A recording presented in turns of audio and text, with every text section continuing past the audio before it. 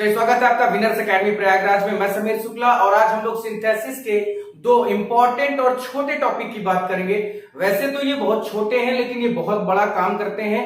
काम कैसा कि ये सबको समझ में नहीं आते हैं कि कैसे हम पहचानेंगे, कैसे एडवर्ब को पहचानना है और कैसे उसका यूज करना है, कैसे हम एडजेक्टिव को पहचानते हैं और एडजेक्टिव का यूज कहाँ करना है। तो ये सारी बातें मात्र आपको 4 से 5 मिनट में आपको पता चल जाएगी। वीडियो आप लास्ट तक देखें, नए हो तो चैनल को सब्सक्राइब करके बेल आइकन प्रेस कर दो। अब यहाँ पर बात आती है कि एडवर्ब हम कैसे पहचानेंगे। तो आपको बहुत सीधी सी बात बताता हूं कि आपको पता है कि आप जब सिंथेसिस करते हैं और यहाँ पर सिंपल लिखा होता है तो टोटल 8 टॉपिक होते हैं हमारे सिंपल सिंथेसिस के लिए। यहां पर 2 सेंटेंस हर एक, चाहे जो भी टॉपिक आप पढ़े, चाहे आप पार्टिसिपल पढ़े, चाहे नॉन फ्रेज इन अपोजिशन पढ़े, चाहे तो आप नॉमिनेटिव एब्सोल्यूट पढ़े, या आप इनको ही चाहे पढ़ेंगे। अब यहाँ पर बात ये होती कि 2 अलग अलग सेंटेंस दिए होते हैं और दोनों सेंटेंस को जोड़ना सिंथेसिस है। अब यहाँ पर बात ये कि हमें कहां पर एडजेक्टिव मिल सकता है या कहां पर एडवर्ब। अगर मैं एडवर्ब की बात करूं तो आपको एक बात क्लियर कर देता हूं कि पहले वाला जो सेंटेंस, यानी ये जो सेंटेंस होगा, फर्स्ट सेंटेंस होता है, इसमें ना तो आपको एडवर्ब मिलेगा ना ही एडजेक्टिव मिलेगा। तो अब यहां पर बात यह है कि अगर हमें दोनों अगर ढूंढने हैं और पहले वाले में नहीं मिलना है तो जाना कहां है, तो हमें सीधा सा काम करना है, अपने सेकंड वाले सेंटेंस के पास आना है। अब यहां पर मैं एडवर्ब की बात करने जा रहा हूं, ध्यान से समझिएगा कि कैसे हम पहचानते हैं और उसका कैसे हम सिंथेसिस में यूज करते हैं। बहुत सीधी सी बात। अब देखिए, क्योंकि इधर एक सब्जेक्ट होगा, एक वर्ब होगा और एक ऑब्जेक्ट होगा, क्लियर है। और इधर एक वही सब्जेक्ट जो यहां पर है, हो सकता है वही सब्जेक्ट होगा, ठीक है। और इसके बाद ये जो अदर वर्ड दिए जाएंगे, अदर वर्ड, इन्हीं अदर वर्ड में से एक वर्ड हमारा एडवर्ब हो सकता है। एडवर्ब होता क्या है, जो इस वर्ब की विशेषता बताएगा वही एडवर्ब होगा। वर्ब की विशेषता कैसे बताई जाती है, कैसा या किस प्रकार लगाकर। खूब अच्छे सुनिए इस शब्द को, कैसा या किस प्रकार। ये 2 शब्द आप अपने वर्ब से पूछ लीजिए, जो भी आपको उत्तर मिलेगा वो आपका एडवर्ब होगा, कंफर्म, गारंटी के साथ। भाई दौड़ रहा है, कैसे दौड़ रहा है, धीरे दौड़ रहा है या तेज दौड़ रहा है, किस प्रकार दौड़ रहा है, जल्दी जल्दी दौड़ रहा है, धीरे धीरे दौड़ रहा है। तो कुल मिला के कहने का मतलब ये है कि हमें पहले वाले सेंटेंस में हमें एडवर्ब नहीं मिलता, हमेशा बाद वाले सेंटेंस में ही एडवर्ब मिलता है। और उस एडवर्ब में जब हम उस एडवर्ब को अपना पा जाते कि यही हमारा एडवर्ब है, तो उसमें हमें क्या यूज करना है, ly का प्रयोग करना है। ly का प्रयोग करके हम किसी भी सेंटेंस को, किसी भी नहीं लेकिन ly का प्रयोग करके हम सेंटेंस को, अपने एडवर्ब को ढूंढकर उसे सिंथेसिस कर सकते हैं। एक सेंटेंस देखिए, जैसे आपको क्लियर हो जाएगा, ठीक है। यहां पर सेंटेंस हमारा कि द रोज, यस, यहां पर थोड़ा सा कुछ और देख लिया जाए कि आई गेव माई आंसर, यहां पर ठीक है, I gave my answer, my answer was correct, ठीक है। अब देखिए, मैंने बताया ना कि पहले वाले सेंटेंस में आपको कुछ नहीं मिलने वाला, छोड़िए। दूसरा वाला सेंटेंस भी माई आंसर, यहां पर हमारा ये ऑब्जेक्ट जो था वो हमारा सब्जेक्ट बना। अब यहां पर ये जो करेक्ट वर्ड है, तो आंसर कैसे दिया हमने, ये किस प्रकार दिया, तो करेक्ट है। इन्हीं दोनों सेंटेंस को जब आप जोड़ेंगे तो यहां तक लिखने के बाद क्या आ जाएगा, करेक्टली। यानी ly का प्रयोग करके आप अपने सेंटेंस को, किसी भी सेंटेंस को, किसी भी वर्ड को आप क्या कर सकते हैं, एडवर्ब में कन्वर्ट कर सकते हैं।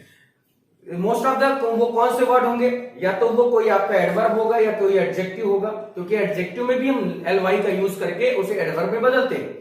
जैसे ब्यूटीफुल होता है, ब्यूटीफुल हमारा एक एडजेक्टिव है लेकिन उसमें हम ly लगा दे, ब्यूटीफुली कर देते हैं, तो वो हमारा क्या हो जाता है, एक एडवर्ब हो जाता है। सीधी सी बात समझना है, क्लियर हो गई बात। अब इसके बाद नंबर आता है कि हमारा एडवर्ब कहां है। हमारा एडवर्ब क्लियर हो गया। एडवर्बल फ्रेज भी होता है। एडवर्बल फ्रेज क्या है, जैसे आप इसको ऐसे लिख सकते हैं कि I shall return by the morning definitely, ये तो एडवर्ब है ना। लेकिन जैसे हमने कहा कि he spoke for a few minute, he spoke, या आपके एक बुक में एक सेंटेंस है कि the leader spoke, he spoke for few minute. तो जब इसमें हम फ्यूली मिनट नहीं कर सकते, मिनटली नहीं कर सकते, तो आप इसको कैसे कर सकते हैं कि the leader spoke for a few minute. ये आपको दिखाता हूं कि the leader spoke for a few minute, ठीक है। यहां पर ध्यान देना, एल वाई लगाकर हमने क्या बनाया, एडवर्ब। लेकिन यहां पर स्पोक के बाद ये जो फॉर अ फ्यू मिनट है ना, ये जो spoke for a few minute है, यहां से यहां तक वो जो वर्ड है ये हमारा क्या बना, एडवर्बल फ्रेज बना। ये क्या बना, एडवर्बल फ्रेज। इसी को कहा जाता है, एडवर्ब बनाओगे तो एल वाई लगाना होगा, एल वाई हटाकर आप एडवर्ब को यूज कर रहे हैं तो फिर वो क्या बन जाएगा, एडवर्बल फ्रेज। जैसे यहां पर मैंने यूज किया। मैं इसके देखिए और एक बात, बच्चे कमेंट कर रहे हैं कि सर एक्सरसाइज सॉल्व कराइए। एक बार मैं पूरे रूल बता देता हूं, उसके बाद तो मैं पूरी की पूरी एक्सरसाइज एक ही दिन में वन शॉट वीडियो बना के मैं पूरी एक्सरसाइज सॉल्व करा दूंगा, चाहे वो नॉमिनेटिव एब्सोल्यूट की हो, चाहे वो पार्टिसिपल की हो, चाहे वो एडवर्ब हो, एडजेक्टिव हो, किसी की भी होगी मैं बना दूंगा। ऑलरेडी प्रीवियस वीडियोस हैं, आप जाके प्लेलिस्ट में देखिए। प्लेलिस्ट में सॉल्व एक्सरसाइज के नाम से सिंथेसिस सॉल्व एक्सरसाइज, यही उस प्लेलिस्ट का नाम है। और आपको टोटल जो आपकी एक्सीलेंट बुक है उसका पार्टिसिपल का, नॉमिनेटिव एब्सोल्यूट का, non phrase in a position का, एडजेक्टिव, एडवर्ब, सबका क्वेश्चन सॉल्यूशन मिल जाएगा। सॉल्व वीडियो पूरी तरह से वही है, क्योंकि मैंने रूल अभी तक नहीं बताए थे, इसलिए मैं यहां पर रूल के साथ चल रहा हूं कि आप कैसे अपने सेंटेंस को पहचान सकते हैं, या रूल भी जानना जरूरी है ना। क्योंकि हमारा सेंटेंस को सॉल्व करना तो एक अलग बात है, लेकिन हमें पता तो होना चाहिए। भाई मान लीजिए आपका पढ़ा हुआ सेंटेंस, आपका सॉल्व किया हुआ वही डिक्टो कॉपी सेंटेंस ना है, उसने कुछ बदल दिया तो रूल नहीं बदले जाएंगे, शब्द बदले जा सकते हैं। जो रूल आप पढ़े रहेंगे वो आपको याद रहेगा। तो बस आपको इतना याद रखना है कि अगर आपको एडवर्ब समझ में आता है कि ये वर्ड हमारा एडवर्ब है, देन आप एल वाई का यूज करें, इसके अलावा कुछ यूज मत करें। कोशिश करिए पहले एल वाई का यूज करके, ये भी कर लीजिए कि हर एक वर्ड में एल वाई लगाकर चेक कर लीजिए। अगर हर एक वर्ड में एल वाई लगाएंगे, दूसरे वाले सेंटेंस के हर वर्ड में एल वाई लगाएंगे, तो अगर सेट होता है तो वो खुद ही प्रोनाउंसिएशन अच्छा होगा, और अगर सेट नहीं होगा तो बहुत अजीब सा प्रोनाउंसिएशन आएगा।